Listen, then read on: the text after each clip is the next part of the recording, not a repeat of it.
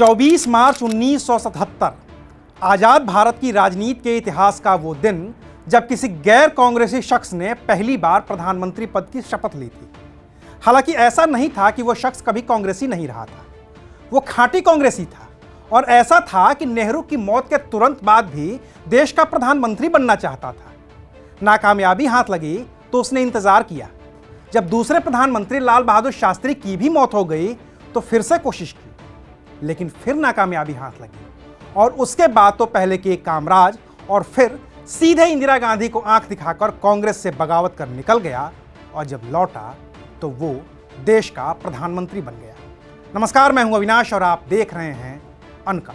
आज बात देश के पहले गैर कांग्रेसी प्रधानमंत्री मोरारजी देसाई की, जिन्होंने आज ही के दिन यानी कि 24 मार्च 1977 को भारत के प्रधानमंत्री पद की शपथ ली थी। आज़ादी के बाद अविभाजित बॉम्बे के मुख्यमंत्री के तौर पर अपना राजनीतिक करियर शुरू करने वाले मोरारजी देसाई 1956 में केंद्र की राजनीति में पहुंचे और नेहरू सरकार में कैबिनेट मंत्री बने। इस दौरान नेहरू और उनके बीच नेहरू की समाजवादी नीतियों को लेकर तकरार भी होती रही थी। इसके बावजूद मोरारजी देसाई का सरकार में बेहद सम्मान था।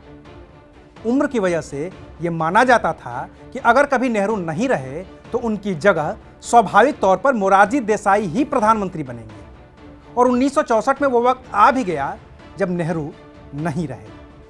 तब तक कांग्रेस में कामराज प्लान लागू हो चुका था। के कामराज को कांग्रेस का राष्ट्रीय अध्यक्ष बना दिया गया था। नेहरू के निधन के बाद जिम्मेदारी के कामराज पर ही थी कि वो कांग्रेस की ओर से देश का अगला प्रधानमंत्री चुन सके। 27 मई 1964 को जवाहरलाल नेहरू की मौत के 2 घंटे के अंदर ही कामराज ने गुलजारीलाल नंदा को देश का कार्यवाहक प्रधानमंत्री बना दिया था। लेकिन सवाल अपनी जगह पर कायम था कि नेहरू के बाद कौन। सियासी फिजा में नाम गूंज रहे थे। नाम थे मोरारजी देसाई के, जो नेहरू सरकार में वित्त मंत्री थे। नाम लाल बहादुर शास्त्री का भी था, जो केंद्र में मिनिस्टर विदाउट पोर्टफोलियो थे। वैसे नाम तो इंदिरा गांधी का भी था, क्योंकि वो नेहरू की बेटी थी और 1959 के दिल्ली के स्पेशल अधिवेशन में वो 1 साल के लिए कांग्रेस की अध्यक्ष भी रह चुकी थी। खुद लाल बहादुर शास्त्री भी मानते थे कि अगर चुनाव हुआ तो वो मोरारजी देसाई का मुकाबला तो कर सकते हैं और जीत भी सकते हैं, लेकिन वो इंदिरा गांधी का मुकाबला नहीं कर सकते हैं। इस मुकाबले को टालने के लिए शास्त्री ने 2 नाम सुझाए। पहला नाम जयप्रकाश नारायण का और दूसरा नाम इंदिरा गांधी का। जिस पर आम सहमति बन जाए वो देश का अगला प्रधानमंत्री होगा। बकौल वरिष्ठ पत्रकार कुलदीप नैयर, मोरारजी देसाई अड़ गए थे। बोले कि जयप्रकाश नारायण तो भ्रमित आदमी है और इंदिरा तो छोटी सी छोकरी हैं, इसलिए अगर मुझे प्रधानमंत्री पद का अकेला दावेदार मान लिया जाए तो मुकाबला टल जाएगा। ये बात अखबारों में भी आ गई कि मोरारजी देसाई प्रधानमंत्री बनना चाहते हैं।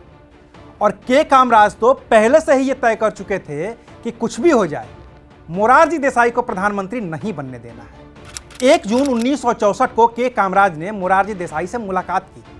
बताया कि पिछले 3 दिनों में वो कांग्रेस के अलग अलग नेताओं से मिल चुके हैं और ज्यादातर की राय लाल बहादुर शास्त्री के पक्ष में है।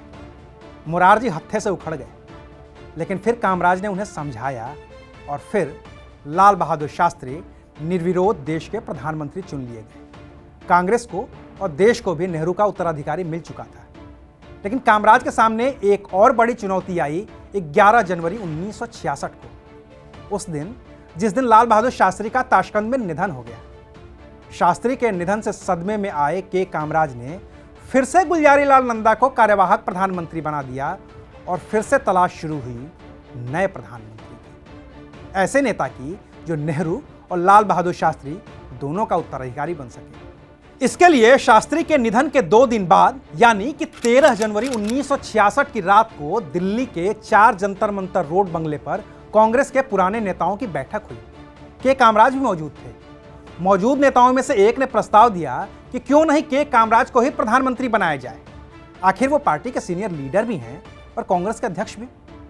इस प्रस्ताव पर कामराज तपाक से बोल उठे, no English, no Hindi, how. दरअसल कामराज को सिर्फ तमिल भाषा ही आती थी, न तो उन्हें अंग्रेजी आती थी और न ही हिंदी, और इसलिए वो प्रधानमंत्री बनने से इनकार कर रहे थे। और सवाल तो अपनी जगह पर कायम था, शास्त्री के बाद कौन। फिर से 2 नाम उछले, मोरारजी देसाई और इंदिरा गांधी, लेकिन एक तीसरा शख्स भी था जो दावेदारी कर रहा था, और ये कोई और नहीं, खुद कार्यवाहक प्रधानमंत्री गुलजारीलाल नंदा थे।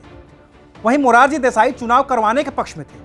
18 जनवरी की रात को कामराज मोरारजी देसाई के घर गए, कहा कि पीछे हट जाइए। मोरारजी नहीं माने, चुनाव पर अड़ गए। 19 जनवरी को लोकसभा और राज्यसभा के 524 सांसदों ने वोटिंग की ताकि देश को अगला प्रधानमंत्री चुना जा सके। नतीजा आया तो इंदिरा को 355 वोट मिले थे, मोरारजी को सिर्फ 169, और इस तरह से इंदिरा गांधी देश की तीसरी प्रधानमंत्री बन गईं और मोरारजी देसाई बने इंदिरा सरकार में उप प्रधानमंत्री और वित्त मंत्री। वो लगातार दूसरी बार प्रधानमंत्री बनने से चूक गए थे, लेकिन उन्होंने हिम्मत नहीं हारी थी। 1969 आते आते इंदिरा गांधी भी गूंगी गुड़िया से एक ताकतवर प्रधानमंत्री के रूप में तब्दील हो चुकी थी और कांग्रेस के पुराने मठाधीशों को किराने लगाना शुरू कर दिया था। इसके लपेटे में मोरारजी देसाई भी आए। पहले से ही नेहरू की समाजवादी नीतियों की खिलाफत करते आए मोरारजी देसाई इंदिरा गांधी के बैंकों के राष्ट्रीयकरण के फैसले के पूरी तरह से खिलाफ थे। नतीजा यह हुआ कि इंदिरा ने उन्हें वित्त मंत्री पद से हटा दिया। हालांकि इंदिरा ने ऑप्शन दिया कि वो उप प्रधानमंत्री पद पर बने रहें, लेकिन मोरारजी देसाई ने वक्त की नजाकत को समझते हुए कांग्रेस से ही इस्तीफा दे दिया। इसके कुछ ही दिनों के बाद जब कांग्रेस में टूट हुई और इंदिरा ने पार्टी तोड़कर कांग्रेस आर बना ली, तो मोरारजी देसाई कांग्रेस के ओल्ड गार्ड्स कहिए या कांग्रेस सिंडिकेट के बनाए कांग्रेस ओ में शामिल हो गए। 1971 में जब लोकसभा के चुनाव हुए और इंदिरा गांधी ने सारे कयासों को धता बताते हुए बड़ी जीत हासिल की, तब भी मोरारजी देसाई उन 16 सांसदों में शामिल थे जिन्होंने कांग्रेस ओ के टिकट पर जीत दर्ज की थी। लेकिन जब इलाहाबाद हाईकोर्ट के फैसले के बाद इंदिरा गांधी ने खुद को बचाने के लिए देश पर आपातकाल थोपा, तो मोरारजी देसाई भी उन नेताओं में शरीक थे जिन्हें 19 महीने तक जेल में रहना पड़ा था। और भारतीय इतिहास में तारीख आई 18 जनवरी 1977। इंदिरा गांधी ने सभी राजनीतिक बंदियों को रिहा करने और आम चुनाव की घोषणा कर दी। इंदिरा के खिलाफ मोर्चा खोलने वाले जेपी ने सभी विपक्षी दलों को एक मंच पर आने को कहा। एक कमेटी बनी। 23 जनवरी 1977 की वो तारीख थी जब तय हुआ कि इंदिरा गांधी की कांग्रेस के खिलाफ पूरा विपक्ष एकजुट होकर चुनाव लड़ेगा। विपक्ष के दल का नाम होगा जनता पार्टी। इस पार्टी में जनता मोर्चा, चौधरी चरण सिंह का भारतीय लोक दल, स्वतंत्र पार्टी, राजनारायण और जॉर्ज फर्नांडिस की सोशलिस्ट पार्टी और साथ ही भारतीय जनसंघ भी शामिल था। सभी का एक संयुक्त निशान तय हुआ और वो था हल लिए हुए किसान। और इसके साथ ही मोरारजी देसाई का वो सपना पूरा होता नजर आया जो उन्होंने जवाहरलाल नेहरू की मौत के बाद देखा था। सबकी सहमति से जनता पार्टी के चेयरमैन बने मोरारजी देसाई, महासचिव बने रामकृष्ण हेगड़े और लाल कृष्ण आडवाणी बने प्रवक्ता। चुनावी नतीजा आया तो इंदिरा गांधी 189 सीटों पर सिमट गई थी, बहुमत से काफी दूर। जनता पार्टी को 345 सीटें मिली थी, पूर्ण बहुमत। अब सरकार जनता पार्टी की बनने वाली थी। मोरारजी देसाई प्रधानमंत्री पद की स्वाभाविक पसंद बनकर उभरे, लेकिन चंद्रशेखर मोरारजी के नाम पर सहमत नहीं थे। उन्होंने जेपी से कहा, जगजीवन राम को प्रधानमंत्री बनना चाहिए। इस पार्टी में तरह तरह के लोग हैं। प्रधानमंत्री ऐसा होना चाहिए जो लोगों की बात सुनकर उन्हें अपने साथ रखने के लिए समझौता कर सके। मोरारजी ऐसे आदमी नहीं है। लेकिन चंद्रशेखर की बात खारिज कर दी गई। वजह बताई गई कि जगजीवन राम ने इमरजेंसी का समर्थन किया था। वहीं मोरारजी देसाई 19 महीने तक जेल में रहे थे। और फिर खुद जयप्रकाश नारायण ने भी मोरारजी देसाई के नाम पर सहमति जता दी। जयप्रकाश नारायण के अलावा जेबी कृपलानी, राधाकृष्ण और नारायण देसाई भी इस बात पर सहमत हो गए। और फिर 24 मार्च 1977 को मोरारजी देसाई ने पहले गैर कांग्रेसी के तौर पर देश के प्रधानमंत्री पद की शपथ ली। तो ये थी कहानी भारत के पहले गैर कांग्रेसी प्रधानमंत्री की। हालांकि तकनीकी तौर पर देखा जाए तो भारत के पहले गैर कांग्रेसी प्रधानमंत्री अटल बिहारी वाजपेयी थे, जो कभी कांग्रेस का हिस्सा रहे ही नहीं थे। और मोरारजी देसाई कभी खांटी कांग्रेसी हुआ करते थे, जो इंदिरा से झगड़े के बाद पार्टी से अलग हुए थे। इस पर बात फिर कभी। आज के लिए इतना ही। शुक्रिया। आप देख रहे थे अनकट।